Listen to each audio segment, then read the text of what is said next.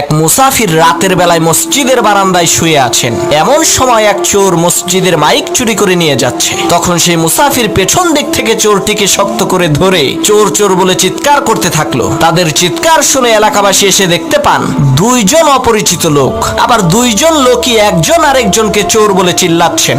আসলে চোরকে সেটা তো আর এলাকাবাসী জানে না। তখন এলাকাবাসী এই দুইজনকে এলাকার মাতব্বরের কাছে নিয়ে গেল। মাতব্বর বললেন, তোরা দুইজনেই চোর, তোদের শাস্তি হলো সকাল পর্যন্ত তোরা দুইজনে আত্মহত্যায় মারা যাওয়া এই লাশ পাহারা দিবি। আমরা কেউ এই লাশের কাছে থাকবো না। তাদের দুইজনকে লাশের পাশে বেঁধে রাখা হলো। তখন মুসাফির বলছে, আল্লাহ, শেষকালে তুমি আমারে চোর বানাই দিলা। আর সেই চোর বলছে, তুই আমারে ধরলি কেন বল? এই কারণেই তো তুই চোর হইলি। তখন সেই লাশ বলে উঠলো, পাইছি রে পাইছি, আসল চোর রে পাইছি। লাশের কথা শুনে চোর আর মুসাফির প্রচন্ড ভয় পেয়েছে। তখন লাশ বলে উঠলো, আমি মরি নাই, মরার ভান ধরেছিলাম আসল চোরকে ধরার জন্য।